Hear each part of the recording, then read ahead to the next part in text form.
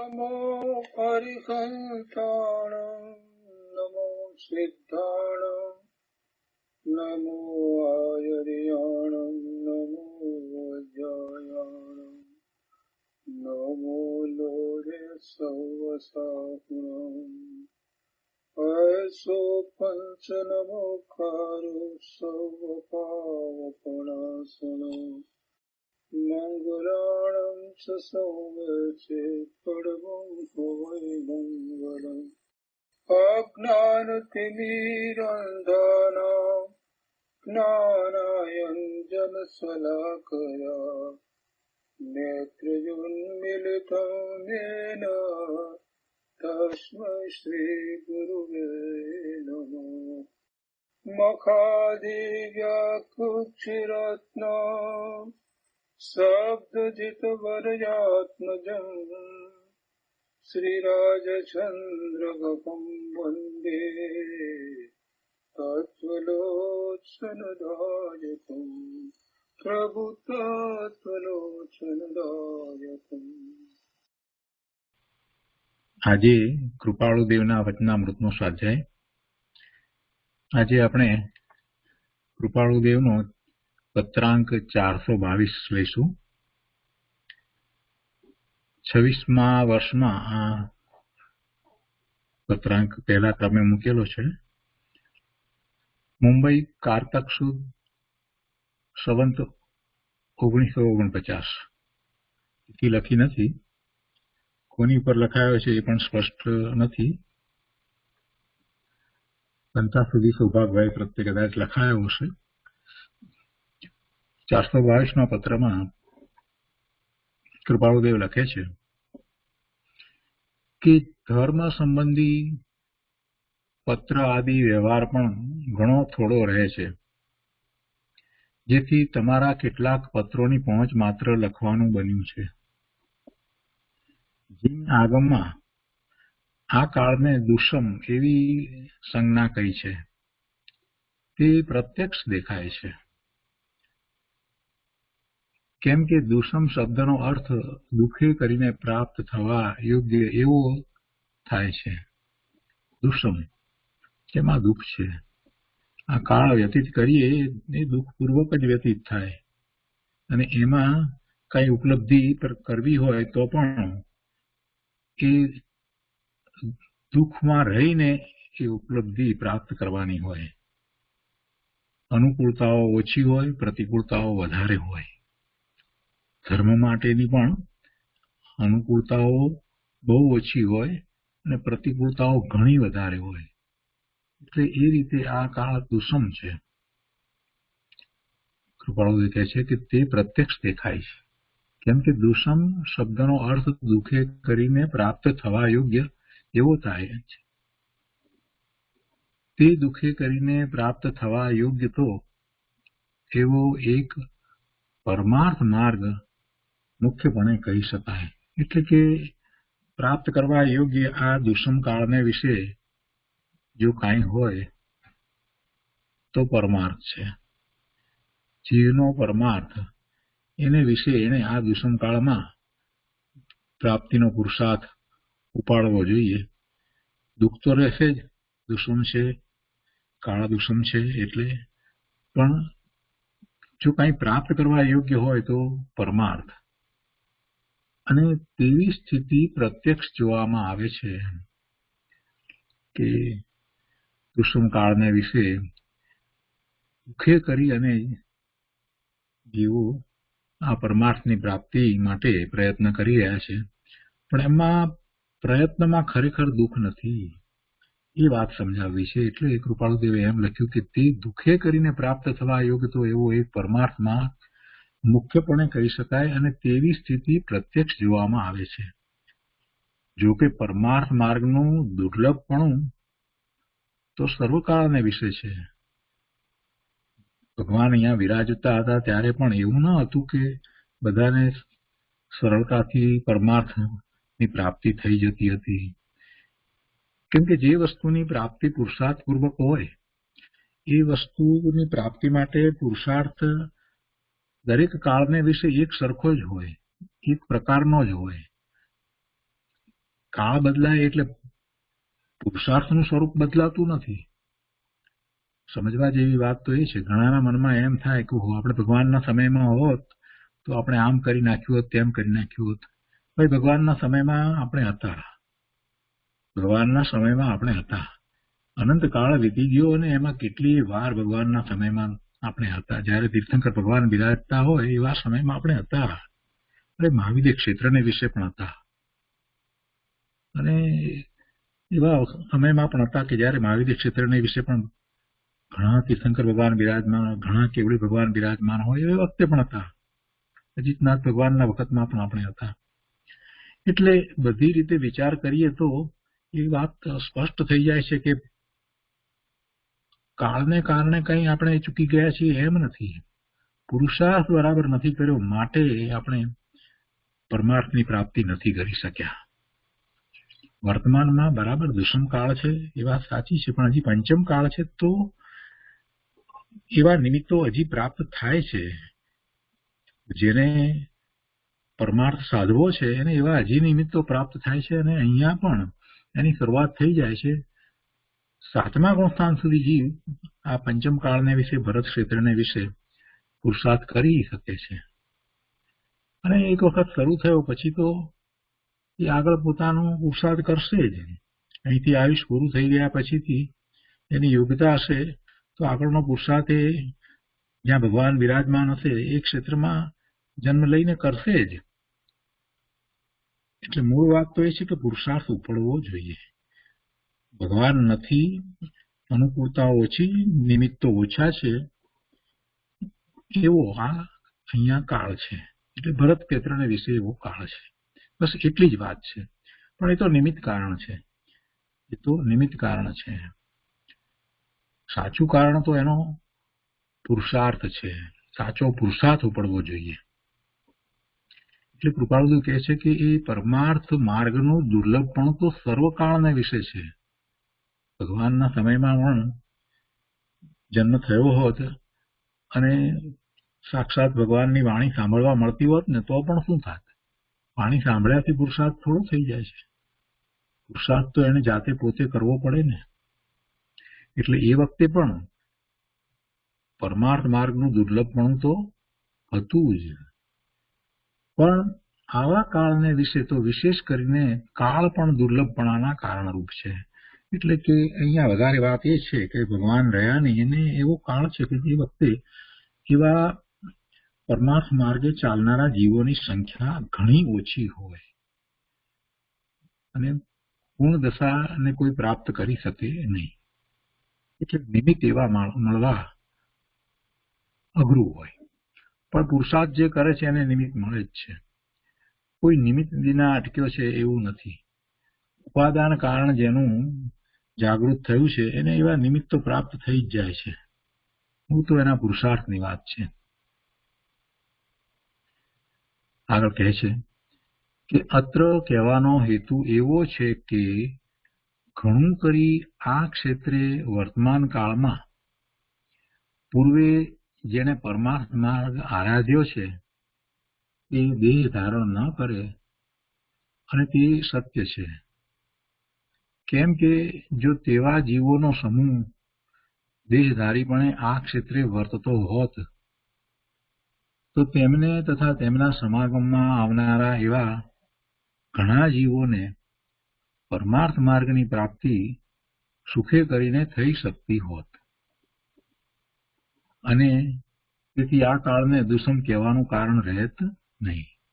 દુષ્મ કયો છે એટલે એનો અર્થ જ એ છે કે જેમણે ખૂબ પૂર્વે આરાધના કરી છે, પરમાર્થ માર્ગની આરાધના કરી છે, એવા જીવો આ કાળને વિશે જન્મ લેતા નથી.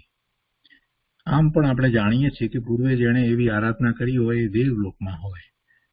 જેને 7મા ગુણસ્થાન સુધીની જેને આરાધના કરી હોય એ પછી દેવલોકમાં ગયા હોય, આયુષ ઘણા લાંબા હોય અને પછી એ ત્યાં પણ દેવલોકમાં 4થા ગુણસ્થાનની દશામાં તો હોય જ. તેવો સમ્યક દ્રષ્ટિ જીવ 4થા ગુણસ્થાનની દશામાં જે હોય, પૂર્વે એવી આરાધના કરી હોય, એ પછી મોટે ભાગે ક્યાં જન્મ લે? કેમ કે દેવલોકમાં એટલા બધા વર્ષો સુધી પુણ્યના જ બંધ કર્યા હોય. સમ્યક દ્રષ્ટિ છે એટલે તો પછી એ ક્યાં જન્મ લે? જ્યાં પ્રભુ બિરાજતા હોય એવા ક્ષેત્રને વિશે જ હોય ને, એનો જન્મ ત્યાં જ થાય ને. એટલે એ અપેક્ષાથી જો વિચાર કરીએ તો આપણને સમજાય કે અહીંયા પંચમ કાળમાં ભરત ક્ષેત્રને વિશે જેમણે જન્મ લીધા છે એને પૂર્વે આરાધના એટલી નથી કરેલી કે પૂર્વનો ક્ષાયિક સમ્યક દ્રષ્ટિ તો હોય નહીં, પણ કદાચ સમ્યક દ્રષ્ટિ પણ હોય કે ના હોય. એટલે અહીંયા પૂર્વે થોડી આરાધના કરી હોય એવા જીવો અહીંયા જન્મ લે, આ કાળને વિશે વિશેષ પુરુષાર્થ કરે અને સમ્યક્ત્વ પ્રગટ કરે, અને જે પૂર્વે આરાધના કરી એ એમને કામમાં આવી જાય. પણ બહુ ઓછા જ એવા જીવો હોય. એટલે જેને ખૂબ ઉત્કૃષ્ટ પુરુષાર્થ કર્યો છે એવા જીવો કે જેમને હવે માત્ર પ્રભુની નિશ્રામાં કેવળ જ્ઞાન પ્રગટ કરવાનું છે, એવા જીવો આ કાળને વિશે અહીંયા ભરત ક્ષેત્રને વિશે જન્મ લે નહીં. એ વાત અહીંયા કૃપાળુદેવે કરી છે. શું કહે છે કે અત્ર કહેવાનો હેતુ એવો છે કે ઘણું કરીને કહ્યું છે, એમને આમ જ છે એમ નથી, એકાંતે વાત કરી જ નથી. ઘણું કરીને આ ક્ષેત્રે એટલે અહીંયા ભરત ક્ષેત્રમાં વર્તમાન કાળમાં એટલે પંચમ કાળને વિશે પૂર્વે જેણે પરમાર્થ માર્ગ આરાધ્યો છે તે દેહ ધારણ ન કરે. અને તે સત્ય છે. કેમ કે જો તેવા જીવોનો સમૂહ દેહધારીપણે આ ક્ષેત્રે વર્તતો હોત તો પછી કેટલા બધા જીવો એવા પરમાર્થ માર્ગમાં હોય, કેટલા બધા જીવો સંકિતિ હોય જેને ચારિત્રનો પુરુષાર્થ કરતા હોય. કેમ કે પૂરેપૂરી આરાધના કરી હોય તો આ ભાવમાં પણ એમને એવો જ ચારિત્રનો ઉત્કૃષ્ટ પુરુષાર્થ વર્તતો જ હોય. એટલે કે છે કેમ કે જો તેવા જીવોનો સમૂહ દેહધારીપણે આ ક્ષેત્રે વર્તતો હોત તો તેમને તથા તેમના સમાગમમાં આવનારા એવા ઘણા જીવોને પરમાર્થ માર્ગની પ્રાપ્તિ સુખે કરીને થઈ શકતી હોત, અને તેથી આ કાળને દુષમ કહેવાનું કારણ રહેત નહીં. આ રીતે પૂર્વ આરાધક જીવોનું અલ્પપણું એ આદિ છતાં પણ વર્તમાન કાળને વિશે જો કોઈ પણ જીવ પરમાર્થ માર્ગ આરાધવા ઈચ્છે તો અવશ્ય આરાધી શકે. અલ્પપણું છે એવા પૂર્વના આરાધક જીવો અહીંયા અલ્પ માત્રામાં જોવામાં આવે, ભાગ્યે જ ક્યાંક જોવામાં આવે એનો જન્મ થયો અહીંયા, કે જેને આ ભાવમાં મુક્તિની પ્રાપ્તિ થવાની નથી, અને કદાચ પૂર્વનો સંકેતિ પણ હોય પણ પછી એને ભાવ બાકી હોય તો કદાચ હોય એવા જીવો પૂર્વના આરાધક, પણ એ બધા બહુ ઓછા પ્રમાણમાં હોય. કૃપાળુદેવ જેવા અને ગુરુદેવ જેવા જીવો આ કાળમાં અહીંયા આ ક્ષેત્રને વિશે જન્મ લે, એમાં કંઈક એવું બાકી રહ્યું હોય કે જેથી કરીને એમના એવા કંઈક ભાવ થયા હોય, એટલે એમને હજી ભાવ બાકી હોય એટલે અહીંયા જન્મ લીધો હોય, અને એમાં એક ભાવ એવો પણ કદાચ રહી ગયો હોય કે બીજાઓનું કલ્યાણ કરવાનો, તો આ ક્ષેત્રને વિશે એમના થકી જીવોનું કલ્યાણ પણ થાય.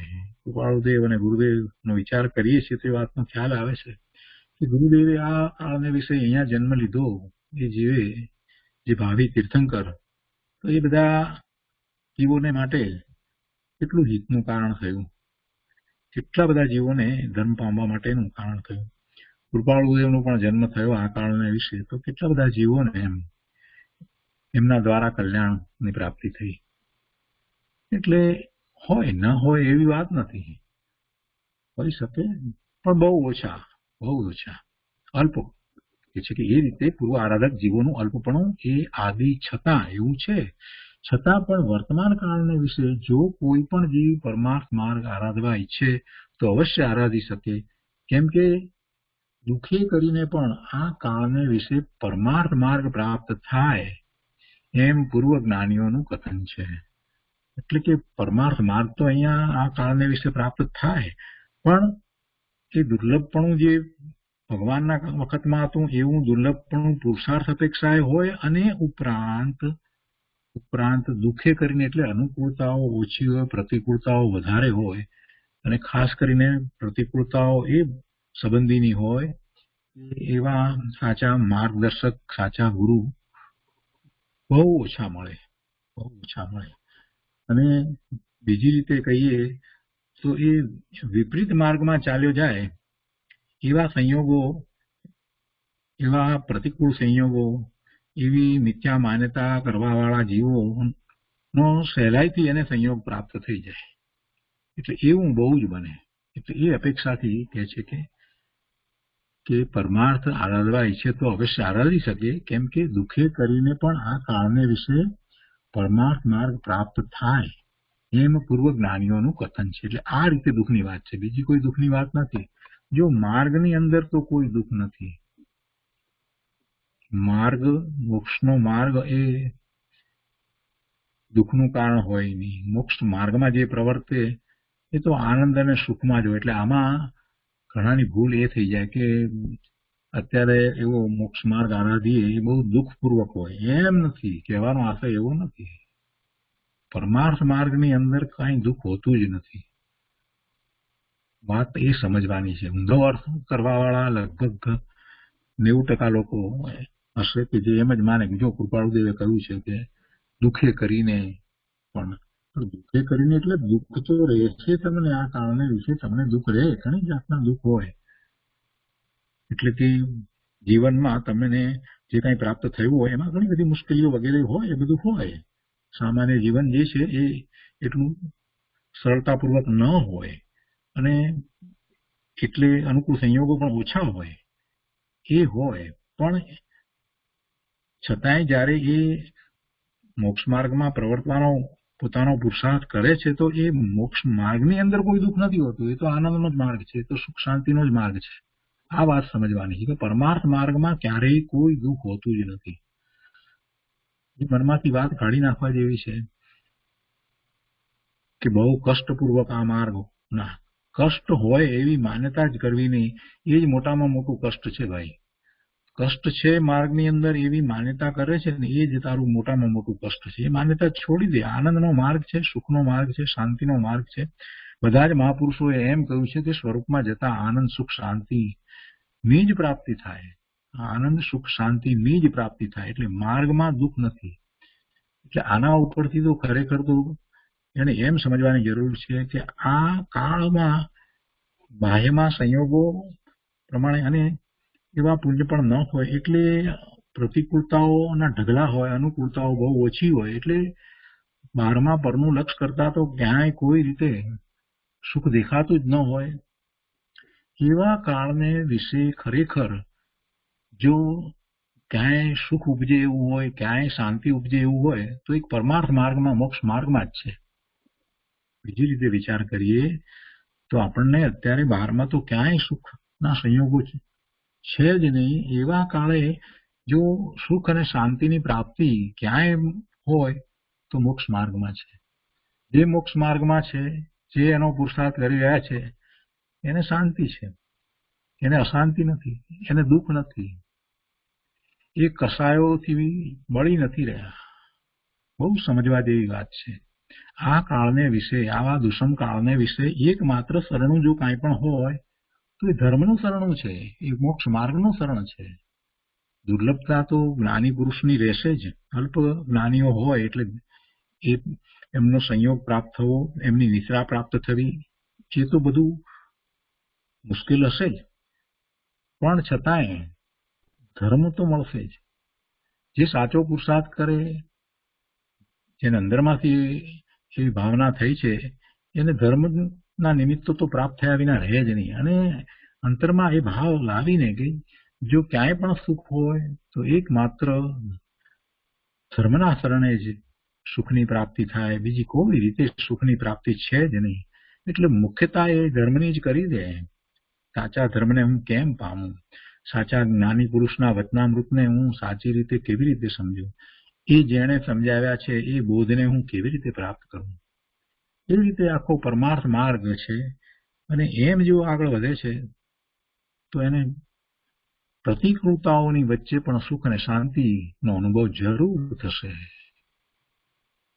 એટલે પૂર્વ જ્ઞાનીઓનું આ કથન છે એને આપણે જુદી રીતે સમજવાનું છે. પૂર્વ જ્ઞાનીઓનું કથન છે કે ભાઈ તને આ વર્તમાન કાળમાં ધર્મ તો પ્રાપ્ત થશે. પંચમ કાળને વિશે પણ સંખ્યા બહુ ઓછી હશે, સંખ્યા, એટલે તારે એને માટે પ્રયત્ન ઘણો કરવો પડશે, તારે જાતે ઘણું ફરવું પડશે, ઘણી મહેનત કરવી પડશે.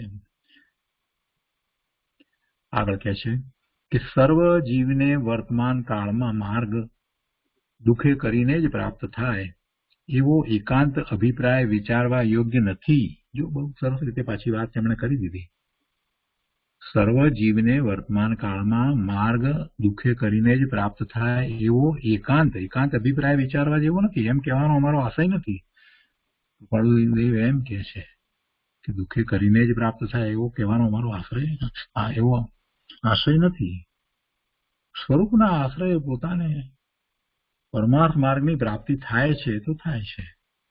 જેને એ વાતની સમજ આવી ગઈ છે, જેને ખરેખર શાસ્ત્રોનો જ અભ્યાસ છે, એને તો પરમાર્થ માર્ગ પ્રાપ્ત થાય જ છે. અને કેટલાય એવા જીવો પણ છે કે જે બધી અનુકૂળતાઓ હોવા છતાં પણ એ અનુકૂળતાઓને ભોગવવાને બદલે પરમાર્થ માર્ગમાં પ્રવર્તી રહ્યા છે. જેને અનુકૂળતાઓ ઓછી છે એની વાત જવા દઈએ, પણ જેને ઘણી અનુકૂળતા છે એ પણ ભોગ વિલાસને છોડી અને પોતે પરમાર્થ માર્ગ અપનાવ્યો છે. શું કહે છે કૃપાળુદેવ કે સર્વ જીવને વર્તમાન કાળમાં માર્ગ દુઃખે કરીને જ પ્રાપ્ત થાય એવો એકાંત અભિપ્રાય વિચારવા યોગ્ય નથી, એવું ન વિચારશો. ઘણું કરીને તેમ બને એવો અભિપ્રાય સમજવા યોગ્ય છે, અને તેના ઘણા કારણો પ્રત્યક્ષ દેખાય છે. જો હવે દુઃખે કરીને વાત કરી એટલે બાહ્ય જે સામગ્રી પ્રાપ્ત ન થવી, બાહ્ય સંયોગો જે છે તેમાં પ્રતિકૂળતાઓ હોવી, લક્ષ્મી ન હોય, એ બધી વાત નથી લીધી અહીંયા. એ દુઃખના કારણો પણ બીજી રીતે અહીંયા કૃપાળુદેવે વર્ણવ્યા છે કે કઈ રીતે દુઃખના કારણો કયા પ્રકારે છે. એટલે લખે છે કે તેના ઘણા કારણો પ્રત્યક્ષ દેખાય છે. શું આ દુઃખે કરીને પણ પ્રાપ્ત થવાની વાત લખી છે ને, તો એ દુઃખે કરીને શા માટે પ્રાપ્ત થાય એના કારણો. હવે એ કારણો આપણે જરાક સમજવાના છે. કૃપાળુદેવ લખે છે કે પ્રથમ કારણ ઉપર દર્શાવ્યું તે કે પૂર્વનું ઘણું કરીને આરાધકપણું નહીં, તે આ પહેલું કારણ છે.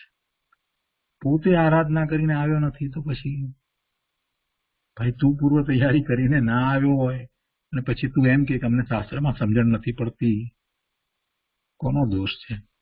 મને આ ગાથામાં સમજણ ન પડી, મેં ઘણો પ્રયત્ન કર્યો પણ મને ન પડી.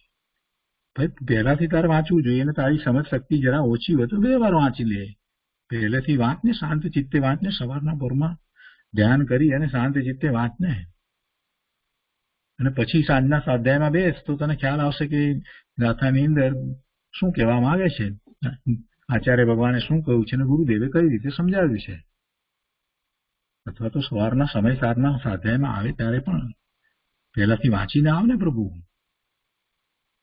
વાંચવું નહીં, વિચારવું નહીં. આપણી બુદ્ધિ ઓછી હોય, યાદશક્તિ ઓછી હોય તો પહેલા જે ગાથાઓમાં જે વાત આવી હોય એના ન્યાય આપણને યાદ ન રહ્યા હોય, અને એ ન્યાય યાદ ન રહ્યા હોય એટલે સ્વાભાવિક છે કે આ વર્તમાન જે ગાથા જે શ્લોક છે એની સાથેનો જે પૂર્વાપર સંબંધ જે છે એ સંબંધ આપણને ખ્યાલમાં ના આવે, કેમ કે આપણને પહેલા જે સમજાવેલા ન્યાય યાદ નથી. એટલે આ ગાથામાં એ ન્યાયની આગળ વાત કરવામાં આવી હોય. કઈ વાંધો નહીં, વાંચીને આવીએ અને વિચારીને આવીએ થોડું તો થઈ જાય, બધું બરાબર થઈ જાય. અને એ કોને વધારે કરવું પડે? જે પૂર્વનો આરાધક છે એને તો તરત જ અંદરમાંથી આવી જાય છે વાત. પૂર્વના આરાધકને કઈ તકલીફ પડતી જ નથી. એવા આરાધકો અત્યારે વર્તમાન કાળમાં મળે કે જે એક જ વખત વાંચે અને અંદરમાંથી એમને ખુશી ખુશી થઈ જાય. ઓ આ વાત, કેમ કે પૂર્વે એ જ આરાધ્યું છે અને એ વાત તો તરત જ આ વાંચતાની સાથે જ તરત જ ખ્યાલમાં આવી જાય છે. જાતિ સ્મરણ જ્ઞાન ભલે ન હોય પણ એ વાત પૂર્વે આરાધી છે, એનો સ્વીકાર થયો છે, એવી શ્રદ્ધા થયેલી છે એટલે તરત જ બેસી જાય છે. જીવોને બેન શ્રી ચંપાબેનને કેવું થતું હતું? પૂજ્ય ગુરુદેવનું પ્રવચન હિંમતભાઈ અને ચંપાબેન બંને સાથે સાંભળતા. હિંમતભાઈ મોટા પંડિત, અને તે છતાં પણ ઘેરે આવી અને જયારે ડિસ્કસ કરતા ત્યારે હિંમતભાઈ પૂછતા ચંપાબેનને કે આ વાત બેન તને બેસી ગઈ? એમનાથી ચંપાબેન નાના એટલે એ રીતે વાત કરતા. ચંપાબેન હંમેશા કહેતા કે હા ભાઈ આ તો બરાબર છે, આમ જ હોય. જો આ બાજુ જોઈએ તો આવા મોટા પંડિત છે કે જેમણે આપણી ઉપર આટલો બધો ઉપકાર કર્યો, આપણને બધા શાસ્ત્રો ગુજરાતીમાં પ્રાપ્ત થયા, એમને જે મૂળ ગાથાઓ જે છે એના પણ ગુજરાતી પદ્ય અનુવાદ કર્યા, એવા મોટા પંડિત, એટલી બધી સમજદારી, ગુરુદેવ પણ જેને પંડિત કહેતા હતા એવા હિંમતભાઈ, અને બીજી બાજુ એમના નાના બેન ચંપાબેન. પણ ગુરુદેવ કાંઈક સમજાવે ને એમાં જે વાત પ્રયોજનભૂત વાત, એવી ન્યાયની વાત હોય, ચંપાબેનને એક જ વખતમાં સમજાઈ જતી હતી, બેસી જતી હતી, એમ જ હોય હા બરાબર છે, આમ જ હોય ને, આમ જ હોય ને, આમ જ હોય ને. એ પૂર્વનું આરાધક પણ હતું, માટે આવું પૂર્વનું આરાધક પણ હોય એટલે એમ થતું હતું. હિંમતભાઈ કરતા એમનું આરાધક પણ પૂર્વનું વિશેષ હતું. હિંમતભાઈ પણ પૂર્વના આરાધક જ હતા, પણ એમના કરતા પણ જે ચંપાબેનનું આરાધક પણ ઘણું વિશેષ. પૂર્વના એ આરાધક જીવ હતા, ભગવાનની વાણી સાંભળીને આવ્યા હતા, મહાવીર ક્ષેત્રમાંથી આવ્યા હતા, અને પ્રભુની વાણી એમણે ઘણી સાંભળી હતી, એટલું આત્મસાત કર્યું હશે એ વખતે. તો પહેલી વાત આ છે કે પ્રથમ કારણ ઉપર દર્શાવ્યું તે કે પૂર્વનું ઘણું કરીને આરાધકપણું નહીં. તે જેને પૂર્વનું આરાધકપણું નથી એ એક મોટું દુઃખનું કારણ છે કે પોતે પરમાર્થ સાધી નથી શકતા. દુઃખ એટલે બીજું કોઈ દુઃખ નથી, આમાં બીજી કોઈ દુઃખની વાત નથી, પૂર્વનું આરાધકપણું નથી. પછી ભલે ને પૈસા પાત્ર હોય, બીજી બધી અનુકૂળતા હોય, બધા પ્રવચનો અને શાસ્ત્રો ને બધું ઘણું બધું ઉપલબ્ધ હોય. અહીંયા તો અમેરિકામાં એવું જ છે, બધાના ઘરમાં ગુરુદેવના 9000 પ્રવચનો બેસી ગયા છે. સીડીમાં હતા ને એટલે સીડી લઈ લીધી, $10-15 સીડી. હવે તો મફતમાં આપે છે, હવે તો ફ્રી ઓફ ચાર્જ આપે છે ઇન્ડિયામાં તો. અને એ રીતે બસ શાસ્ત્ર વસાવી લીધા. તો $200 જે વખતે શાસ્ત્ર થતા હતા એ અહીંયા $2 લોકોને કઈ મોંઘા નહોતા પડતા. આમે હાલતા ચાલતા $2-5 ખર્ચતા હોય એટલે એવા શાસ્ત્ર પણ વસાવી લીધા. બધાના ઘરમાં લાઇબ્રેરી બહુ મોટી છે, શાસ્ત્રો હોય બધાને ઘેર હોય, નવા ને નવા પડ્યા હોય. લાઇબ્રેરીમાં પણ જોશો તો શાસ્ત્ર બધા નવા જ પડ્યા હશે. ગુરુદેવના પ્રવચનો પૂછીએ 9000માંથી કેટલા સાંભળ્યા તો ખ્યાલ આવે કે કેટલા સાંભળ્યા અને કેટલા વર્ષથી આ વસાયા છે.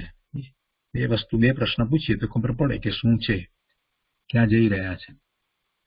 એટલે રુચિ ન થાય, એનું આરાધકપણું ન હોય ને એટલે રુચિ પણ ઓછી થાય.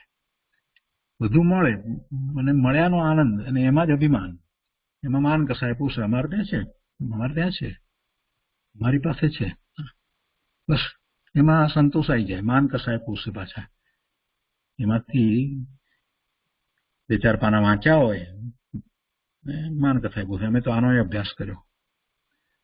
એક તો પૂર્વનું આરાધકપણું નહીં એટલે શું, સમજ ઓછી પડતી હોય, રુચિ ઓછી હોય, અને એમાં પાછું આમ પુરુષાર્થની બાબતમાં આવો મોટો પ્રમાદ સેવે, પછી શું થાય? તો એમ સમજીને જ આરાધના કરવાની છે કે મેં પૂર્વે આટલા ભાવ આમને આમ વિતાવ્યા, ભગવાનના સમોસરણમાં હું જઈને આવ્યો, પણ મેં આરાધના નથી કરી. હવે આ ભાવમાં પુરુષાર્થ 4 ગણા જોરથી ઉપાડવો છે. પૂર્વે નથી કર્યું એટલે હવે આ ભાવ તો આને માટે જ હોય, બીજું કાંઈ હોય નહીં. અને પોતાની મતિ કલ્પનાએ પુરુષાર્થ ન થાય એ વાત હવે આગળ કહે છે. પોતે માનીએ એવી રીતે કે પુરુષાર્થ નથી થતો. મોક્ષ માર્ગનો પુરુષાર્થ છે, પરમાર્થે કેવી રીતે પુરુષાર્થ થાય, એટલે એ બધી વાત પણ અહીંયા કૃપાળુદેવે કરી છે. તો પહેલું કારણ એ લીધું પૂર્વનું આરાધકપણું નથી એટલે આપણને બધાને મુશ્કેલી પડે છે. બીજું કારણ એવું આરાધકપણું નહીં, તેને લીધે વર્તમાન દેહે તે આરાધક માર્ગની રીતિ પણ પ્રથમ સમજવામાં ન હોય, તેથી અનઆરાધક માર્ગને આરાધક માર્ગ માની લઈ જીવે પ્રવૃત્તિ કરી હોય. બીજી વાત પૂર્વનું આરાધકપણું નહીં એટલે વર્તમાન દેહે એટલે આ ભવની અંદર આ દેહે આરાધક માર્ગની રીતિ પણ સમજમાં ન આવે કે કોને ખરેખર સાચો આરાધનાનો માર્ગ કહેવાય, કઈ રીતે પરમાર્થે પોતાના સ્વરૂપની પ્રાપ્તિ થાય. ધર્મ ધ્યાનનું સ્વરૂપ કેવું છે, વર્તમાનમાં પોતે ધર્મ ધ્યાનમાં આરાધનામાં શું કરવા યોગ્ય છે એ જ ખ્યાલમાં ના આવે એટલે પોતે પછી એમાં ગમે તેવી પ્રવૃત્તિ કરે, ગમે તેમ પ્રવૃત્તિ કરે. આરાધક માર્ગ નથી, એવો આરાધક માર્ગને આરાધક માની લઈ એટલે જ્યાં ધર્મ નથી ત્યાં ધર્મ માને અને એ એવી રીતે પ્રવૃત્તિ કરતો હોય. આ બીજું કારણ, અજ્ઞાનને કારણે એ અનારાધક માર્ગ ને અપનાવી લે.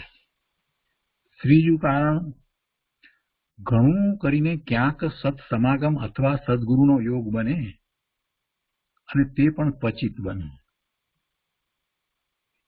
સત્સમાગમ, આપણે સત્સમાગમની વ્યાખ્યા કરી છે કે જે સમાગમ દ્વારા પોતાના સ્વરૂપ તરફ જવાય એ સમાગમ ને સત્સમાગમ કહેવાય.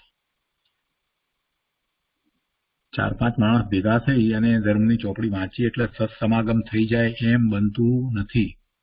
કેમ કે તમે શું વાંચો છો અને તમે કેવા અર્થ કરો છો એ કોને ખબર છે. સત્સમાગમ તો એને કહેવાય કે જેમાં એવા જ્ઞાની ધર્મી આત્મા હોય અને એમની પાસેથી ધર્મની વાત સ્વરૂપના લક્ષ્ય જાણવા મળતી હોય તો એ સત્સમાગમ કહેવાય. બાકી સત્સમાગમ કહેવાતા નથી. આજકાલ એવા સત્સમાગમો બહુ ચાલ્યા છે, ફોન ઉપર કેટલાય બધા ચાલે છે. વાસ્તવમાં એમાં પોતાના સ્વરૂપમાં જવાની તો વાત હોતી નથી, તો એ ચાલે છે લોકો એ સાંભળે છે કેમ કે એમના એવા પુણ્ય છે એમ કેવા કરતા એવા એમના પુરુષાર્થ છે, વિપરીત પુરુષાર્થ છે. પુણ્ય તો છે, સાંભળવા મળે છે એટલે, પણ પુરુષાર્થ એ ઊંધો. હજી ગંભીરતાપૂર્વક લેતા નથી કે આ જે આપણે કરી રહ્યા છીએ એમાં શું આપણને પ્રાપ્ત થાય છે. સ્વરૂપના લક્ષ્ય જ વાત હોય, બીજી કોઈ વાત હોય જ નહીં. જીનવાણીમાં જેટલી વાત દ્રવ્યાનુયોગની જે કરવામાં આવી છે એ સ્વરૂપના લક્ષ્ય જે વાત કરવામાં આવી છે એની મુખ્યતા હોય અને એને સમજવા માટે કર્ણાનુયોગ જે છે એનો થોડો અભ્યાસ હોય. અને જ્યારે આવો અભ્યાસ કરતો હોય ત્યારે 7 વ્યસનના ત્યાગપૂર્વક એ ચારિત્ર પાલનની બાબતમાં પણ પોતાથી જે ચારિત્ર યથાયોગ્ય જેવું કહેવામાં આવ્યું છે ચરણાનુયોગના ગ્રંથમાં એવું પાલન કરવામાં પણ ક્યાંય પાછી પાણી ન કરે. સાથે ને સાથે એવું પણ હોય એટલે સદ આચરણ પણ સાથે હોવું જોઈએ. આ બધી વાત ભેગી થશે તો થશે ને. શું કહ્યું ત્રીજું કારણ કે ઘણું કરીને ક્યાંક સત્સમાગમ અથવા સદગુરુનો યોગ બને અને તે પણ ક્વચિત બને. એવા સદગુરુ મળવા મુશ્કેલ, પ્રાપ્ત થવા મુશ્કેલ. અને પછી પાછું મનમાં એક રહી ગયું હોય કે પ્રત્યક્ષ સદગુરુ જોઈએ. પ્રત્યક્ષ સદગુરુ ના નહીં એટલે ગમે તેને સદગુરુ બનાવી દે, ગમે તેને ગુરુ બનાવી દે ને પછી વિચાર ના કરે કે એ જ્ઞાની છે કે નથી. ભાઈ પ્રત્યક્ષ ગુરુની વાત કૃપાળુદેવે કરી છે તો બરાબર, પણ પ્રત્યક્ષ સદગુરુની વાત કરી છે. પ્રત્યક્ષ એવા સદગુરુ ન હોય તો ગમે તેને ગુરુ બનાવવાની વાત કૃપાળુદેવે નથી કરી ક્યારેય. એના કરતા પરોક્ષ સદગુરુ જે છે કે જે ના શરણે જતા આપણને મિથ્યાત્વ નો માર્ગ તો નહીં જ પ્રાપ્ત થાય. ખોટા દેવ ગુરુ શાસ્ત્ર ની તો પ્રાપ્તિ એમાં નહીં જ થાય. સાચા દેવગુરુ શાસ્ત્રની જ પ્રાપ્તિ થશે. તો એવા પરોક્ષ જે છે એમને અનુસરવું વધારે સારું પડશે. ભલે ને અત્યારે વર્તમાનમાં ન હોય, કૃપાળુદેવ કે ગુરુદેવ જેવા અત્યારે ભલે અહીંયા સદેહી ન હોય છતાં પણ એમણે જે સાહિત્ય આપણને આપ્યું છે એમાં એવી વાત તો નહીં જ મળે કે જેને કારણે આપણે ખોટી રસ્તે દોરવાઈ જઈએ, અસતના રસ્તે દોરવાઈ જઈએ, એવું તો નહીં જ બને. એટલે સદગુરુનો યોગની વાત બરાબર છે, સદગુરુનો યોગ મળવો દુર્લભ છે, પણ જેને આ રીતે મળ્યો છે એને એ સમજતા નથી ને બહાર જે ગુરુ શોધવાના ફાંફા મારે છે અને પછી એવા મિથ્યા દ્રષ્ટિ ગુરુ બનાવી દે છે. એ બહુ મોટી વાત છે, બહુ મોટી ભૂલ છે. ચોથું કારણ, અસત્સંગ આદિ કારણોથી જીવને સદગુરુ આદિકનું ઓળખાણ થવું પણ દુષ્કર વર્તે છે અને ઘણું કરીને અસદગુરુ આદિને વિશે સત્ય પ્રતીતિ માની જીવ ત્યાં જ રોકાઈ રહે છે. સાચા ગુરુ છે કે કેમ એનો નિર્ણય એને કરતા આવડતું નથી. સદગુરુ છે એવો નિર્ણય કઈ રીતે થાય? કૃપાળુ દેવે એ માટે ઘણી બધી વાત કહી છે અને આપણે એ સદગુરુ કેવી રીતે ઓળખાય એ વાત તત્વધારા પુસ્તકની અંદર ઘણી સારી રીતે સંકલનમાં લેવામાં આવી છે કે સદગુરુ કેવી રીતે ઓળખાય અને સદગુરુ કેમ ઓળખાતા નથી, એ બધી વાત તત્વધારા પુસ્તકની અંદર બહુ સરસ રીતે સંકલિત કરવામાં આવી છે. એટલે જાણ્યા વિના પોતાની મતિ કલ્પનાએ ગમે તેને પરીક્ષા કરતા આવડતું નથી એટલે ગમે તેને ગુરુ બનાવી દે છે. કોઈકે કહ્યું માટે એ રીતે એ ઠીક નથી. પોતે એવા શાસ્ત્રોનો અભ્યાસ કરવો જોઈએ અને એ દ્વારા એની વાણી, જેને ગુરુ માને છે એની વાણી ને શાસ્ત્ર ને વિરોધાભાસ તો નથી આવતો ને. શાસ્ત્રમાં જે કહ્યું છે એના કરતા એ કઈ બીજી વાત તો નથી કરતા ને, એ સમજવું જોઈએ. પાંચમું કારણ, ક્વચિત સત્સમાગમનો યોગ બને તો પણ બળ વીર્ય આદિનું એવું શિથિલપણું કે જીવ તથારૂપ માર્ગ ગ્રહણ ન કરી શકે અથવા ન સમજી શકે અથવા અસત સમાગમ આદિ કે પોતાની કલ્પનાથી મિથ્યાને વિશે સત્યપણે પ્રતીતિ કરી હોય. કેટલાક લોકો આ વાતને પકડી અને પછી પોતાની જાતને નિર્માલ્ય માનીને બેસી જાય છે. અરે શું કરીએ ભાઈ, અમને એવું નથી, અમારા એવા કર્મ, અમારા પાપના ઉદય, એટલે હવે શું થાય એમ કરી અને બેસી જાય છે. તમે બધું કરો છો બરાબર તત્વની વાત, પણ હવે અમે તો એ નહીં કરી શકીએ કેમ કે અમને તેમાં સમજ પડે એવું નથી. આવી વાત કરે છે. એને કહ્યું હોય કે ભાઈ ચક્રવૃદ્ધિ વ્યાજ ગણજે જરા, તો એક એક દિવસનું ગણી એક એક દિવસમાં ઉમેરી અને 1 મહિના સુધી કરવું હોય તો એ કરી શકે. એમાં એને તકલીફ નથી પડતી. ગુરુદેવ આ વાત વારંવાર કહે છે કે વાણિયાને રોજે રોજનું ચક્રવૃદ્ધિ વ્યાજ ગણી અને ચોપડો બનાવવો હોય તો એમાં તકલીફ નથી પડતી, એ અઘરું નથી લાગતું. અને અહીંયા ધર્મની વાત સમજવાની આવે ત્યારે એને અઘરું પડે છે, નથી સમજમાં આવતું. કેમ? કેમ કે એની રુચિ નથી એ તરફ. સીધો ફાયદો એને દેખાતો નથી. પેલું ચક્રવૃદ્ધિ વ્યાજમાં તો સિમ્પલ ઇન્ટરેસ્ટ ગણે એને બદલે કમ્પાઉન્ડ ઇન્ટરેસ્ટ ગણે તો એમાં વધારે ફાયદો ને. એટલે ચક્રવૃદ્ધિ વ્યાજ ગણે અને એમાં પાછું મહિનાનું શુક્ર ગણે, અઠવાડિયાનું શુક્ર, રોજે રોજનું જ ગણે તો વધારે ફાયદો. અહીંયા દેખીતો ફાયદો દેખાતો નથી એટલે આની રુચિ થતી નથી. કૃપાળદેવનો કહેવાનો આશય એવો નથી કે એને એ નથી કરી શકતો એવો નથી, પણ એ ખરેખર પોતાની ઊંધાઈથી, પોતાના ઊંધા પુરુષાર્થને કારણે એમ વર્તી રહ્યો છે. કોઈ કર્મને કારણે કોઈ અટક્યો નથી, એ વાત તો સાચી છે. જો કર્મને કારણે કોઈ પણ અટકતો હોય તો કોઈ જીવ સમ્યક તો જ પ્રગટ ન કરી શકે. એટલે કર્મના ઉદયને કારણે કોઈ અટક્યો છે એવું નથી. જ્ઞાનના ઉગાડ ક્ષયોક્ષમ, મતિસ્વરૂપ જ્ઞાનના ક્ષયોક્ષમ ઓછા હોય તો વાંધો નથી, પણ જેવું વસ્તુ સ્વરૂપ છે એવા વસ્તુ સ્વરૂપને પ્રતીતમાં તો લઈ શકે ને. એને વારંવાર ઊંટી શકે ને, અંતરમાં એને મુખ્ય રાખી અને દિવસ પસાર કરે ને. ભલે ના સમજણ પડતી હોય પણ જેટલી સમજણ પડી છે, પોતે ભગવાન આત્મા શુદ્ધ છે અને શુદ્ધ થઈને રહેવું છે, આટલી સમજણ પડી છે તો ઘણી છે. પછી શું વાત જોઈએ તારે? બાકીનું બધું સમજાશે પણ મૂળ તો એને મુખ્ય કરતો જ નથી. એવું કહેવા વાળા જે ગુરુ છે ને એને ગુરુ તરીકે સ્વીકારતો નથી, અને એના સ્થાને જે એને મીઠી મીઠી વાત કરવા વાળા જે મળી ગયા છે ને એને ગુરુ તરીકે એને સ્વીકાર્યા છે. આ તો વર્તમાનમાં એમ જ ચાલી રહ્યું છે. રોજ એ આવા ગુરુદેવના પ્રવચન સાંભળતો હોય અને છતાંય એમની વાતને જે ગંભીરતાપૂર્વક લેતો જ નથી અને બીજા કોઈક જે સામાન્ય વાત શુભની કરે છે એ એને ગમે છે.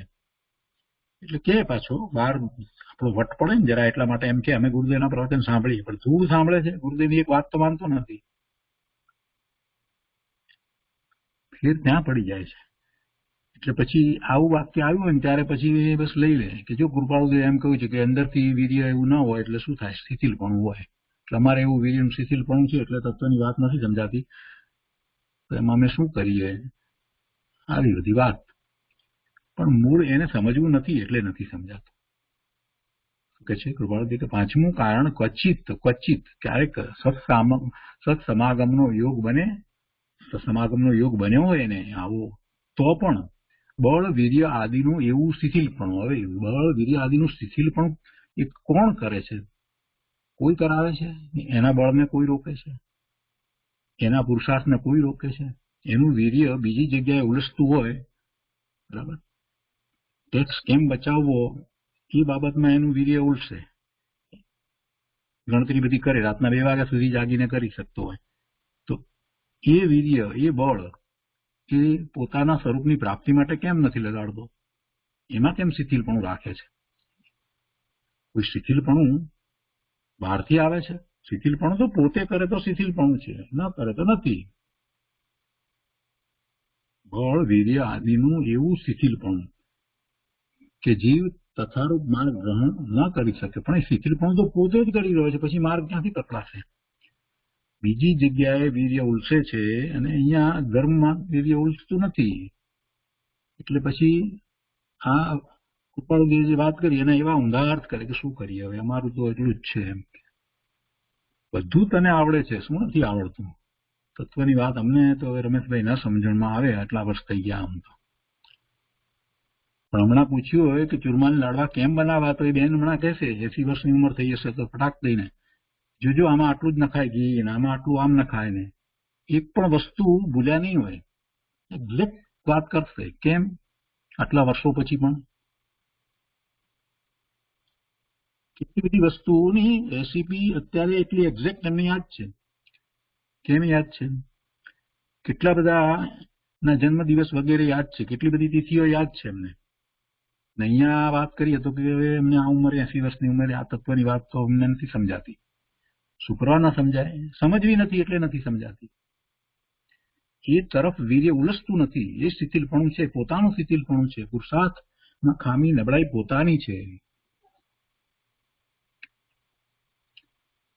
મારી બુદ્ધિ ઓછી એટલે અમને આ નથી સમજમાં આવતું.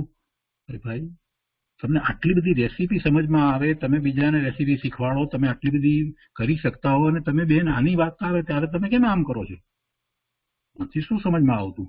પ્રાયોરિટી તમે નથી આપી આને, મુખ્યતા આને આપી નથી. અને એવું સમજાવનારા ગુરુને સાચા અર્થમાં ગુરુ તરીકે સ્થાપ્યા નથી. જ્યાં સુધી ગુરુદેવ કાંતિ સ્વામી પ્રત્યે એવો ભક્તિભાવ ન જાગે ત્યાં સુધી એમની વાત જે છે ને એ તમને સેકન્ડરી રહેશે, અથવા તો રેફરન્સ તરીકે રહેશે. તમે કોકને બીજાને ગુરુ માનીને બેઠા હો એટલે પછી ગુરુદેવની વાત જે છે ને એ તમને રેફરન્સ જેવી જ લાગે, એટલે તમે એને મહત્વ આપશો જ નહીં. અને તમને જે સરળ વાતો ગમે છે ને, શુભભાવની વાત, જે મીઠી મીઠી વાતો, બધી એમાં જ રહેવાના છે પ્રભુ. એટલે આમ એ શિથિલપણું છે, આ વીર્ય આદિનું એવું શિથિલપણું કે જીવ તથારૂપ માર્ગ ગ્રહણ ન કરી શકે અથવા ન સમજી શકે. એનું કારણ આ છે. અથવા કહે છે, પાછું અથવા આગળ કહે છે સાથે, અથવા અસત સમાગમ આદિ કે પોતાની કલ્પનાથી મિથ્યાની વિશે સત્યપણે પ્રતીતિ કરી હોય. પોતાની કલ્પનાથી બસ પોતે કાંઈ પણ ક્રિયા વગેરે કરે, કામ કરે કે તેમ કરે એટલે બરાબર બધું. અને અસત સમૂહ માત્ર શુભની વાત જે કોઈ કરતા હોય ને ગમતી હોય, પોતાને જે ગમે એ પ્રમાણે આગળ ચાલે છે. પણ કોઈ કેવી કડક વાત કરતું હોય તો ત્યારે નથી ગમતી, સાચી વાત કરતું હોય કોઈ તો નથી ગમતી. સત્ય હંમેશા કડવું કોને લાગે? સત્ય કડવું લાગે આપણે એમ બોલીએ છીએ, પણ સત્ય કડવું કોને લાગે? જેને અસત્યની રુચિ છે ને એને સત્ય કડવું લાગે. બાકી સત્યની રુચિ વાળાને સત્ય ક્યારેય કડવું લાગતું જ નથી. સત્યની જેને રુચિ હોય એને સત્ય ક્યારેય કડવું નથી લાગતું. સત્ય કડવું હોતું જ નથી. અસત્યની જેટલી રુચિ એટલું સત્ય કડવું. અસત્યની જ રુચિ હોય એને સત્ય ખૂબ કડવું. એટલે દોષ પોતાનો છે. અસત્સંગ, અસત સમાગમ, આ બધું જે છે એ બધું એનું પોતાનું છે. ને એવા ખોટા સમાગમ જે ખરાબ વાત કરતા હોય, એવા ભોગની અંદર સમાધિ બતાવતા હોય, એના પ્રવચનો સાંભળે બેઠા બેઠા. બહુ સરસ છે, તમે પણ સાંભળજો. પાછા આપણને એમ કે અરે ભાઈ, પહેલી જ વાત નથી તને ખબર પડતી, ભોગમાં સમાધિની વાત કરે છે, તને ખ્યાલ નથી આવતો, શું લઈને બેઠો છે? પછી શું આ સાંભળવાનું શું હોય? એ સત સમાગમ જ છે. ગમે ને એવી મીઠી મીઠી વાતો ગમે. એટલે પોતાની કલ્પનાથી એને સત્યપણે સ્વીકારી લે એવી જ પ્રતીતિ, એટલે કે એવી શ્રદ્ધા કરીને બેઠો હોય. કૃપાળુદેવે જે કહ્યું છે એમાંથી પોતાને ગમે એવા અર્થ કરે છે લોકો. એવું નથી કહ્યું કૃપાળુદેવે કે ન થઈ શકે, એવું ક્યાં કહ્યું?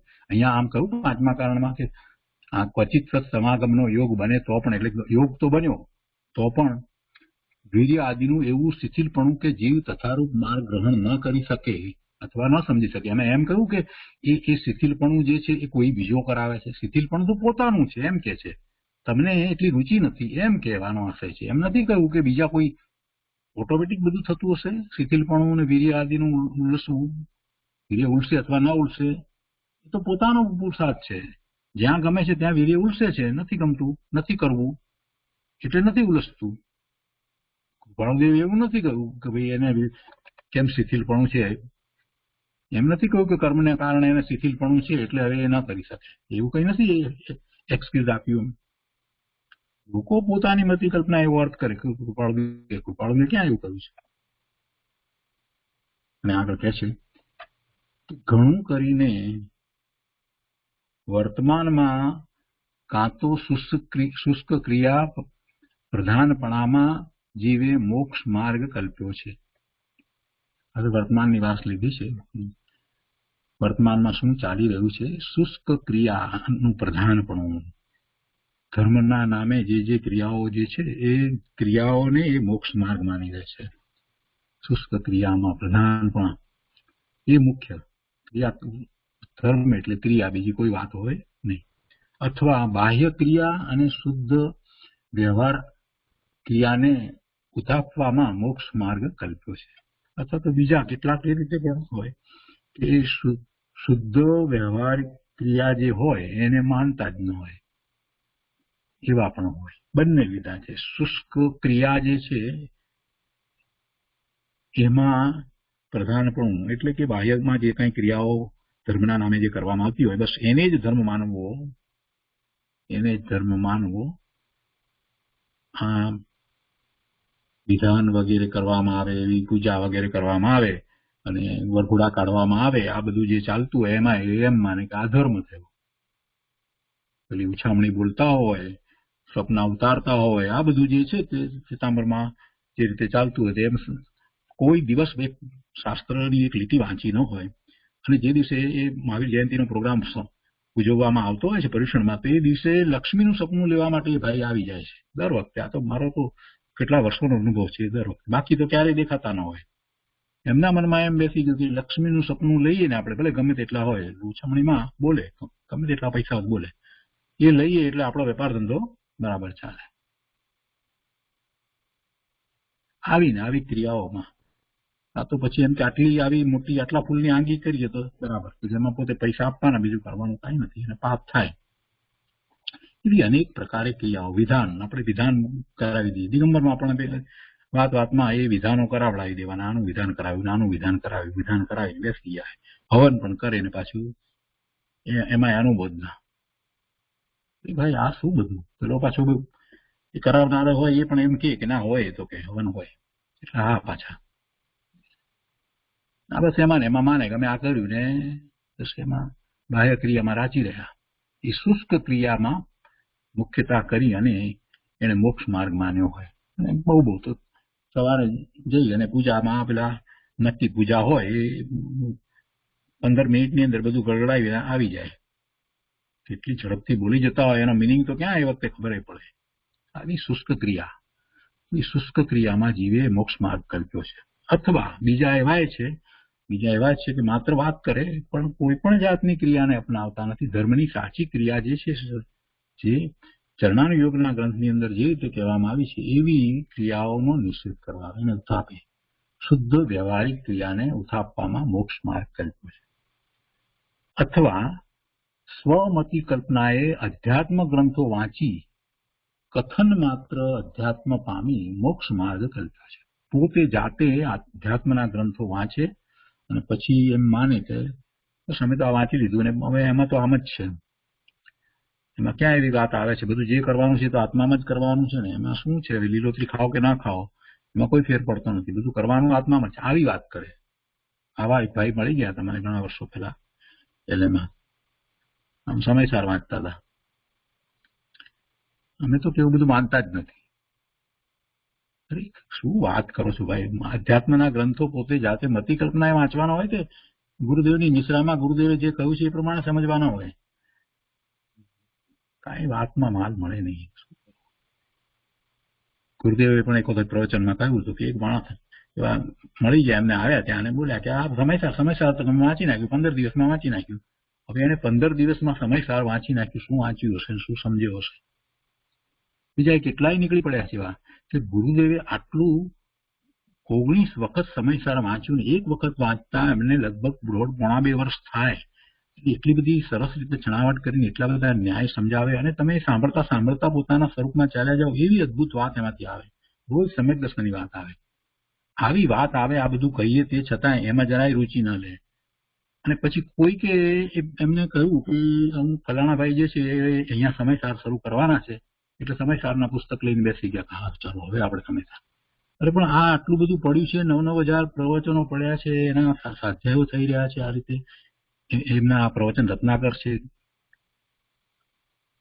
અને આ સિદ્ધિ છે, એ બધા પુસ્તકો આ બધું આટલું બધું છે અને એના સમજાવનારા જે છે જેને તો આટલા વર્ષોથી ચાલી રહ્યું છે ત્યારે કઈ તને રસ ન પડે, પણ અમુક કરાવવાના છે ને, અમુક ભાઈ ફલાણા ભાઈ હવે કરાવવાના છે એટલે આપણે હવે સમજતા. એવી રીતે જેને આ તત્વની ખબર નથી એની પાસે તું ભાઈ એવા અદભુત તત્વને સમજવા જઈશ તો શું તને પ્રાપ્ત થવાનું છે? એ શું પ્રાપ્ત કરાવી દેવાના છે? જે પોતે જ પ્રાપ્ત ન કર્યું એ શું પ્રાપ્ત કરાવશે? કેટલાય લોકો એવી રીતે સમયસર ચાલુ કર્યા હશે ને કેટલાય અડધા મૂકી દીધા હશે ને ઘણું બધું થયું છે. એ વાત નથી. એટલે એ બધું મતિ કલ્પનાએ થયું. સ્વમતિ કલ્પનાએ અધ્યાત્મ ગ્રંથો વાંચી કથન માત્ર અધ્યાત્મ પામી મોક્ષ માર્ગ કલ્પ્યો છે. ઘણા લોકો છે, દિગંબરમાં પણ એવા છે અને બીજે પણ કેટલા એવા છે, શાસ્ત્રીઓ પણ કેટલા થઈ ગયા, એમાં પણ એવા છે કેટલાક લોકો કે અમૃતચંદ્રાચાર્ય ભગવાનની આ આત્મખ્યાતિ નામની અદ્ભુત ટીકા એનો વિચાર જ ન કરે. એવું પણ તમને સમયસાર મળે કે જેની અંદર કોઈ પણ ટીકા ન હોય, માત્ર કુંકુંદાચાર્ય ભગવાનની ગાથા હોય ને એના સામાન્ય અર્થ લખેલા હોય, એટલે બરાબર સમયસાર. એમાંથી શું પ્રાપ્ત કરવાનો છે? કોઈક એવા પણ સમયસાર બનાવ્યા છે કે જેમાં અમૃતચંદ્રાચાર્ય ભગવાનની આખી ટીકા લેવામાં ના આવી, પણ એના સંબંધીની જરાક વાત લખવામાં આવી કે અમૃતચંદ્રાચાર્ય આવી રીતે કહ્યું અને જયસેનાચાર્ય આવી રીતે કહ્યું, એવી રીતે વાત લખી દીધી. અરે પણ આ આખી અદભુત ટીકા છે અને એની ઉપર પૂજ્ય ગુરુદેવના પ્રવચન છે અને જ્યાં જરૂર લાગે છે ત્યાં એમને જયસેનાચાર્ય ભગવાનની ટીકાનો પણ સાથે ને સાથે ઉલ્લેખ કરી અને એમાંથી પણ વાત લીધી છે, એ પણ બધું સમજાવ્યું છે. એ બધું કાંઈ વિચાર નથી કરતા અને પોતાની મતિ કલ્પનાએ આવા મહાન શાસ્ત્રનો, આ તો સમયસારનું એક ઉદાહરણ આપ્યું, પણ એ જ રીતે બધા જ એવા મહાન શાસ્ત્ર એનો અભ્યાસ એવા પારગામી સંત પાસેથી જ કરી શકાય, બીજી કોઈ રીતે થઈ શકે નહીં. એને બદલે પોતે જીવ પોતાની મતિ કલ્પનાથી એ વાંચી જાય, અધ્યાત્મ ગ્રંથો વાંચી કથન માત્ર અધ્યાત્મ પામી મોક્ષ માર્ગ કલ્પે છે. બસ એમાં તો એમ કહ્યું છે કે દ્રવ્ય દ્રષ્ટિ એ સમ્યક દ્રષ્ટિ, દ્રવ્યની દ્રષ્ટિ કરવી વાંચી જુઓ, બરાબર છે. અને કહે છે કે એમ કલ્પાયાથી, એટલે કે એવી કલ્પના કરી અને એમાં એવી માન્યતા કરી રહ્યો છે, તેથી એમ કલ્પાયાથી જીવને સત્સમાગમ આદિ હેતુમાં તે માન્યતાનો આગ્રહ આડો આવી પરમાર્થ પામવામાં સ્તંભભૂત થાય છે. એટલે એમને પછી જે સાચી ક્રિયા વગેરે જે છે, પરમાર્થથી જે ચરણાનુયોગની વાત જે છે એ બધું પામવામાં એ બધું એમને મુશ્કેલી પડે છે. કેમ કે એકાદ બે વાત પકડી લીધી હોય અને પોતાની મતિ કલ્પનાએ પછી માનતા હોય કે અમે આ બરાબર કરીએ છીએ, અમે બરાબર માન્યતા માનીએ છીએ, એટલે પછી આ બધો વ્યવહાર જે છે તો એ બધો તો કઈ હોતો જ નથી, પોતાની કલ્પના એમ. એટલે પછી એમને કોઈ બીજી સાચી ધર્મની ક્રિયા પણ હોતી નથી અને એ એમને નડે છે. જે સાચી રીતે અભ્યાસ કરે છે, એવા ગુરુની નિશ્રામાં અભ્યાસ કરે છે, એને કોઈ તકલીફ નથી. એટલે તો નિશ્ચય અને વ્યવહારને બરાબર સમજ્યા છે અને નિશ્ચયને નિશ્ચય તરીકે રાખ્યો છે અને વ્યવહારને ઉથાપ્યો નથી, વ્યવહારને વ્યવહાર તરીકે રાખ્યો છે. વ્યવહાર વ્યવહાર તરીકે સત્ય છે, વ્યવહારનું વ્યવહાર તરીકે એનો આદર છે. અહીંયા આગળ કહે છે કે જે જીવો શુષ્ક ક્રિયા પ્રધાનપણામાં મોક્ષ માર્ગ કલ્પે છે, શુષ્ક ક્રિયામાં જે રાખી રહ્યા છે એ જ ક્રિયાઓ કર્યા કરે છે, તે જીવોને તથારૂપ ઉપદેશનું પોષણ પણ રહ્યા કરે છે. એટલે પછી એ ઉપદેશ પણ એમને એવો જ મળે, એટલે કે એમને પછી જે ઈચ્છે એવા નિમિત્તો મળે. કે બસ આપણે આ વિધાન કરાવવું, આ કરાવવું, તેમની દ્રષ્ટિ ક્યાં જ હોય કે ક્યાં વિધાન છે, આજે આ જગ્યાએ છે તો બરાબર છે, ચાલો ત્યાં. આવતીકાલે બીજી જગ્યાએ છે તો બીજી જગ્યાએ. જ્યાં જ્યાં જ્યાં એવું બધું ચાલતું હોય ત્યાં જ દોડીને જાય. આ વરઘોડો ક્યાં છે તો એ દોડ અટેન્ડ કરી આવે. એટલે એ એવું નિમિત્તે એવા મળતા હોય અને એ જ ઉપદેશ પાછો મળતો કે આ કર્યું ને, આ તો આપણે વિધાનમાં ગયા હતા, નતા ગયા, બહુ સરસ વિધાન કરાવ્યું પેલા એનું જ પોષણ. વિધાન ચૂકી ગયા, અરે પણ અહીંયા આટલી બધી સરસ આ સ્વાધ્યાયની અંદર આવી સરસ વાત, અધ્યાત્મની વાત ચાલી રહી હતી, એનું કઈ નહીં, બસ એનું પેલાનું જ પોષણ કર્યા કરે. શુષ્ક ક્રિયા પ્રધાનપણામાં મોક્ષ માર્ગ જે કલ્પે છે તે જીવો તથારૂપ તેવા પ્રકારના ઉપદેશનું પોષણ પણ કરે છે, પાછા બીજાને પણ કહેતા હોય ને પોતે પણ એમાં જ રહે. એમ જ્ઞાન, દર્શન, ચારિત્ર અને તપ એમ મોક્ષ માર્ગ 4 પ્રકારે કહ્યો, છતાં પ્રથમના 2 પદ તો તેમણે વિચાર્યા જેવું હોય છે. પ્રથમના 2 પદ જ્ઞાન દર્શન ને તો ભૂલી ગયા. જ્ઞાન દર્શન એટલે દર્શનનો અર્થ એવો કરે કે આપણે પ્રતિમાના દર્શન કરી આવીએ, મંદિરમાં જઈએ, દર્શન એને દર્શન સમજે. જ્ઞાન દર્શનનો અર્થ સમજતા નથી. જ્ઞાન દર્શન એટલે પ્રથમના 2 પદ કયા ને, પ્રથમના 2 પદ તો એ ભૂલી ગયા હોય. જ્ઞાન દર્શન અને ચારિત્ર અને તપની વાત લઈને બેઠા હોય ને એ બાહ્ય. સાચું ચારિત્ર કેવી રીતે થાય? જ્ઞાન દર્શન વિના ચારિત્ર હોય જ નહીં. સમ્યક જ્ઞાન સમ્યક દર્શન વિના સમ્યક ચારિત્ર હોય નહીં, અને તપ પણ ન કહેવાય. બાકી તો બધા પછી એ સિવાય જે તપ કરે તો બાળ તપ કહેવાય, બાળ વ્રત કહેવાય. એટલે જ્ઞાન, દર્શન, ચારિત્ર અને તપ એ 4 મોક્ષ માર્ગમાં હોય. તો એ પ્રકારે મોક્ષ માર્ગ કયો, છતાં પ્રથમના 2 પદ તો તેમણે વિચાર્યા જેવું હોય છે. અને ચારિત્ર શબ્દનો અર્થ વેશ તથા માત્ર બાહ્ય વિરતિમાં સમજ્યા જેવું હોય છે. વેશ એટલે લઈ લે, કદાચ દીક્ષા લઈ લે, ચારિત્ર લીધું એમ અમે, અથવા એ બાહ્ય વિરતિ, બાહ્યમાં એવું શ્રાવકપણું કે બાહ્યમાં સાધુપણું એવું અંગીકાર કરી લે, એ જ એને ચારિત્ર માને. તપ શબ્દનો અર્થ માત્ર ઉપવાસ આદિ વ્રત નું કરવું, એને એ તપ માને. તપ એટલે તો પ્રતપન, પોતાના સ્વરૂપમાં એકાગ્રતા વિશેષપણે કરી અને રહેવું. અને એ વખતે બીજા વિકલ્પો તો ન હોય, પણ એ એટલું બધું અંદરમાં એકાગ્રતાપૂર્વક થઈ રહ્યું હોય કે બહારમાં કોઈ પણ ઉત્સર્ગ આવે, પરિસર આવે તો પણ એનું એ તરફ લક્ષ પણ ન જાય. અને એ વખતે સહજપણે ઉપવાસ આદિ હોય, પછી અઠમ પણ થઈ જાય, છઠ પણ થઈ જાય, જે થાય તે થાય, એવું તપ હોય. એને તપ કહેવામાં આવ્યું છે કે જેમાં એને સંવરની દશા હોય, એને ઘણી નેજરા થતી હોય, એ તપ છે. પ્રભુદેવ કહે છે કે તપ શબ્દનો અર્થ માત્ર ઉપવાસ આદિ વ્રતનું કરવું એમ સમજે. એટલે તે પણ બાહ્ય સંજ્ઞાથી તેમાં સમજ્યા જેવું હોય છે.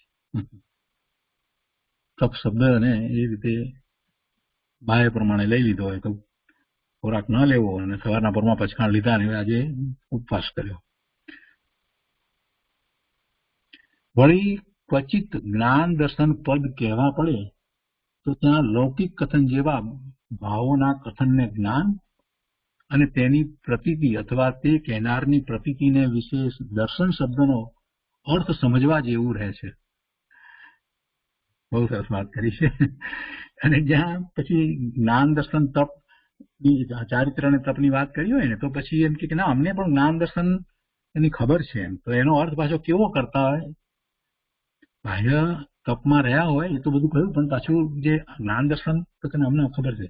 તો દર્શનનો અર્થ સામાન્ય રીતે એમ કે દર્શન કરીએ, મૂર્તિના દર્શન કરવા કે પછી છબીમાં ભગવાનનો ફોટો હોય એને એના દર્શન કરવા, કેવો કંઈક અર્થ કરતા હોય દર્શન પદ. અને જ્ઞાન, તો જ્ઞાનમાં સામાન્ય પ્રથમાનુયોગની કોઈક વાત હોય ને તો એને જ્ઞાન સમજતા હોય. પ્રથમાનુયોગની વાર્તાઓ બધી કેટલી બધી હોય, એ પણ કેટલાક લખવાવાળાએ તો મતિ કલ્પના એ બધા ડાયલોગ લખ્યા હોય, પછી ભગવાને આમ કહ્યું ને પછી આમ કહ્યું, તું ભાઈ ક્યાં સાંભળવા ગયો હતો? એ બધી વાત એમાં લખી હોય ને એટલે એ માને કે બસ આમને જ્ઞાન છે. એ બધી વાર્તાઓ બધી વિચરણ આવડતી હોય. એમાં લૌકિક કથન જેવા લખ્યું છે ને, લૌકિક કથન જેવા ભાવોના કથનને જ્ઞાન માને અને તેની પ્રતીતિ એટલે એની શ્રદ્ધા પાછી હોય, આમ જ હોય. અથવા તે કહેનારની પ્રતીતિને વિશે દર્શન શબ્દનો અર્થ સમજવા જેવું રહે. એટલે એ કહેવા વાળા એવા હોય, જ્ઞાનનો ઉઘાડ એવો હોય નહીં, શાસ્ત્રનો અભ્યાસ એવો હોય નહીં, પણ બધા સાધુ વેશ લઈ લીધો હોય એ બધી વાર્તાઓ કરતા હોય તો એ બધાને માનતા હોય કે જો આ સાધુજી મહારાજે કહ્યું, ગણેશજી મહારાજે કહ્યું, કે મા સતીજીએ કહ્યું, અથવા તો આ સાધુ મહારાજે કહ્યું જોયું, એમને બધી વાર્તા કરી હોય એટલે અને એમના દર્શન કરવા જાય. સ્થાનકવાસીમાં એવું હોય, પ્રતિમાને માને નહીં એટલે દર્શન કરવા જાય તો કોના દર્શન કરવા જાય? સાધુ સાધ્વીના દર્શન કરવા જાય. એટલે કહે છે કે તે કહેનારની પ્રતીતિને વિશે દર્શન શબ્દનો અર્થ સમજવા જેવું રહે. એ કહેનાર એટલે એવા સાધુ કે સાધ્વી, એમની શ્રદ્ધા કરીને એમના દર્શન, ચોખ્ખું લખ્યું છે અહીંયા તો, તે કહેનારની પ્રતીતિને વિશે દર્શન શબ્દનો અર્થ સમજવા જેવું રહે, એને જ માને આ દર્શન કરી આવ્યા. ફરી આવે આમ બીજા ગામ જાય ને ત્યાં પછી ફરી આવે, આવું બધું ચાલતું. તો આજનો સ્વાધ્યાય આપણે અહીંયા સુધી રાખીએ છીએ. આ પત્રનો વિશેષ વિસ્તાર આપણે આવતી વખતે લઈશું. સુખધામ અનંત સુસંત ચરી દિન રાત રહે તદ જ્ઞાન મહી પ્રકાંતિ અનંત સુધામય જે પ્રણમુ પદ તે વરતે જયતે પ્રણમુ પદ તે જયતે